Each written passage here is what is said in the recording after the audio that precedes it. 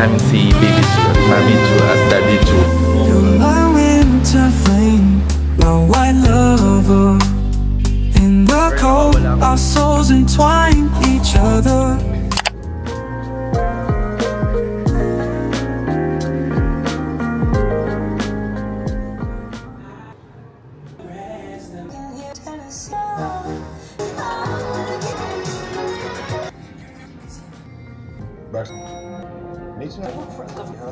It's quite comfortable. It's been good. Oh, tignan niyo to. Meron ding pa-pool. Perfect place din ito for family.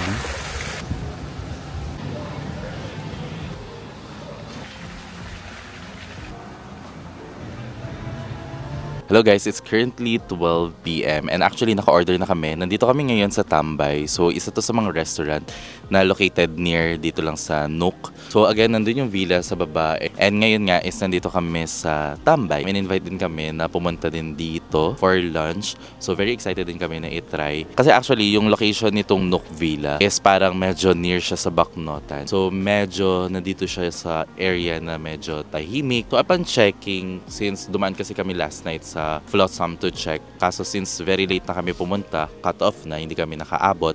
Pero upon checking, parang around 6 kilometers din yung layo niya from Flotsams. Pero yun, habang hinihintay natin yung food, kasi nga, napakita ko na lang yung mga recent na mga binili ko from TikTok and Shopee na ginagamit ko ngayon dito sa LU. Bigla ang haul. So first on the list is itong parang lanyard na parang sling na pwede mong isabit yung mga phone mo or mga anik-anik. And at the same time, for this trip LU, dala ko itong aking Guju Dock portable fan. Pero at least, hindi tayo mahagar dito sa LU kasi nga meron tayong portable na fan. Next ko namang i-share sa inyo is itong parang vacuum na parang tripod or medyo very familiar or medyo sikat na to sa TikTok. Ang gagawin nyo lang is, for example, kayong MagSafe na phone. So, ayan siya. Tapos, automatic na siya magma-magnet. Para mag-suction siya, so hanap lang kayo ng flat surface. Off siya, dikit nyo sa flat surface, tapos on. So, ayan, mahirap na siyang hilahin. Tapos, ayan. Next ko namang papakita sa inyo is itong bago ko lang na-discover na sunscreen from Balance. So if naghahanap kayo ng very lightweight na semi-gel type, so pwede nyo ito i-consider. Next naman yung kanina, yung aking sling is from Momax. So aking power bank din is also from Momax. So ito actually maganda na rin kasi meron siyang Type-C na cord na built-in. Meron na rin dito for lightning cable. So, chinarge ko siya for ilang hours and 100% pa naman siya. So, hanggang mamaya na kasi kami nasa labas. So, at least meron kami power bank na pwedeng gamitin. Next naman na item na i-share ko sa inyo is itong bago ko lang nakakakuha na Godox Lux Junior na flash. Ito kasing Sony ZV-E10 is ito yung pinakauna kong camera na binili ko para sa content creation. So, before pa ako gumagamit ng DJI Osmo 3, ang gamit ko talaga for videos is itong Sony ZV-E10 kasi pwede nga siya for photo. Pero yun nga, nung nagkaroon na ako ng DJI Osmo, hindi ko na masyado nagagamit yung Sony ZV-E10 kasi mas satisfied ako sa quality and at the same time, mas convenient talaga sa akin na gumamit ng DJI whenever I film contents. Ito actually, no, binili ko lang siyang second hand, so shout out kay Irish. He is also a content creator, based naman siya sa Tarlac and sobrang fan din talaga ako ng mga contents niya. So papakita ko lang sa inyo, so wala na kailangan i-connect na wire or anything. So, papakita ko sa inyo yung naging... So, ayan. Ito yung naging quality niya. So, papakita ko na lang din. Ito yung mga photos namin. So, ayan. Para at least mas malinaw. So, ito yung Nook La Union na dining place. So, nandun again na yung villa namin. So, nandun sa baba. Ayan, makikita nyo. Merong mga appetizer, pasta, merong soup.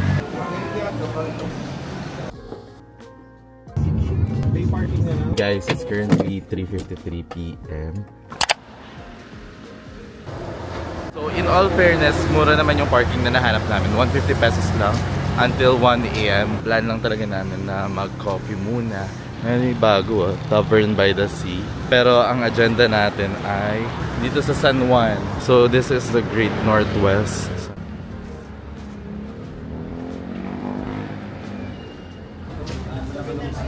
Sapong, dito pa. Nakita namin si Baby Ju at Mami Ju at Daddy Ju. Ano pa? Ayan, so ito yung view. Ito ba? Ayan. All fairness, hindi siya masyadong crowded.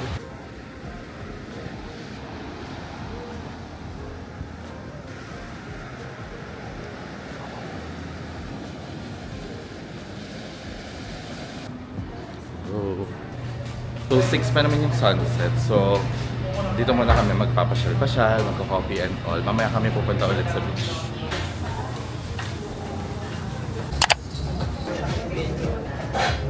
Thank you, thank you. So sa akin ay mocha ice sa Coke. I got 30 horchata. Pure shot na. So maghanap kami ng pag-uupuan, tapos chill lang dito sa San Juan. So ayan, may mga stores. Papatato na tayo. Okay, we found the spot. Register na nga.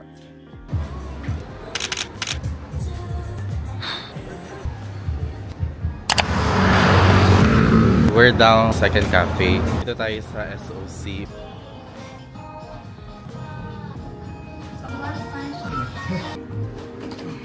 Mag-audition po ako.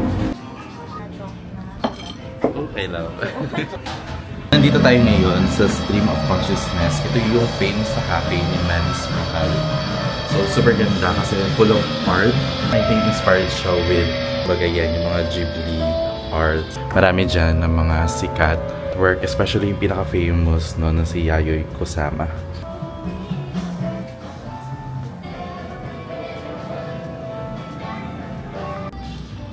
Halo.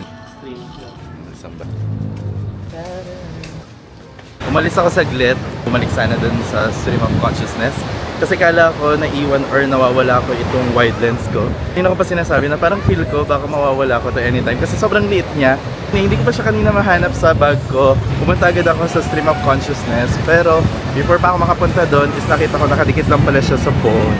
Pabalik na ako ngayon sa mga kasama ko. So nandun sila. Ayun. And all this time kasi nakadikit lang pala siya doon sa phone ko. Good to know na kahit pa paano, medyo nakukuha naman ng DJI Osmo kung ano yung nakikita ko in person. Pero I believe, sobrang ganda. So, ayan kami. Magtitik kami ng sunset photos.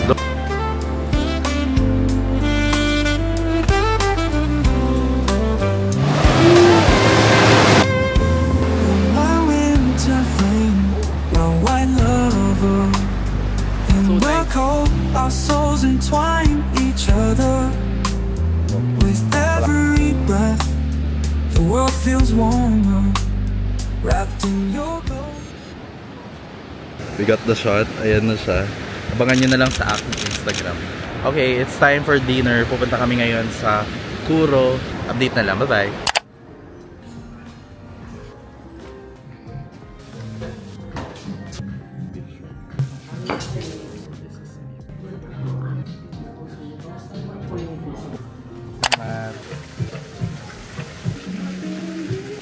Hello, it's currently 9 PM and pupunta kami ng Flotsam. Pero syempre, dadaan muna kami dito sa Tambay. Ito yung aking in-order. Ito yung balls. Nandito kaming in-order na isa, which is ito yung pochi. Favorite ng mga kasama ko is itong White Rabbit. So if ever man na nandito kayo sa Nook Villa, na i-make sure nyo din na makavisit kayo dun sa Nook dining place nila and at the same time dito sa Tambay. Ako gusto ko yung vibe dito sa Tambay. Super chill niya lang and ang ganda ng vibe at ang ganda ng ilaw dito, especially pag gabi. Cheers guys. Hindi natin itong pochi. So literal siya na may pochi. Mga kabataan yun siya. So yung mga bata dyan na mahilig sa pochi, baka pagtandaan nyo, cocktail na ng Tambay na pochi na yung iinumin nyo. I'm not sure kung paano nila nakukuha.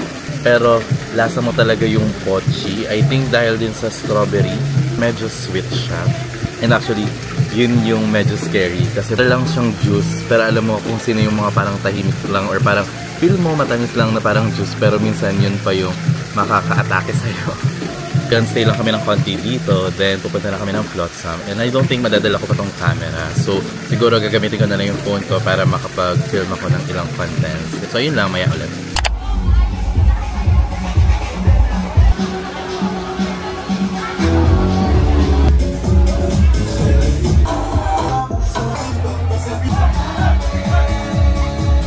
Good morning. It's currently 10:17 a.m. Actually, kanina pa kami gising. And as expected, hindi ako masyado nakapag-film. Pero yun, since Thursday last night kami nag-flotsam, so expect na namin na hindi rin naman ganun kadaming tao.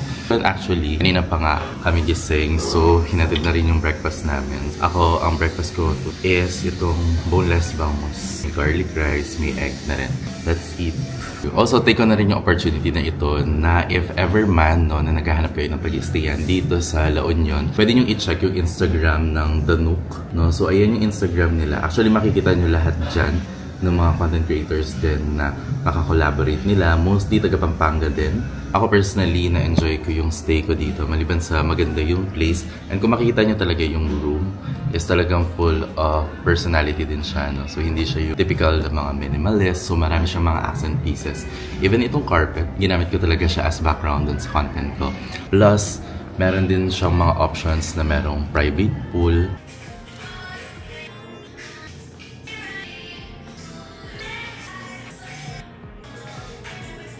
Guys, it's already 11:32 a.m.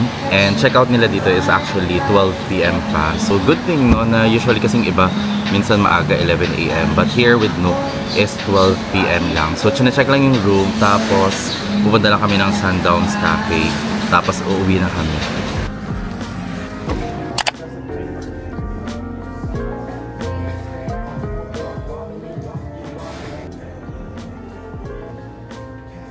Sundown. May mga rings sila dito and actually mura lang sila. So I might buy mugs. Meron din sila mga evil eye. Meron din sila mga keychain. We're now here at Sundown La Union. So yun nga, nandito kami sa Sundown. And also, bumili ako ng 2 rings. So number 1 is ito butterfly. Pangalawa ito, actually medyo mahirap kumarap ng medyas fit sa size.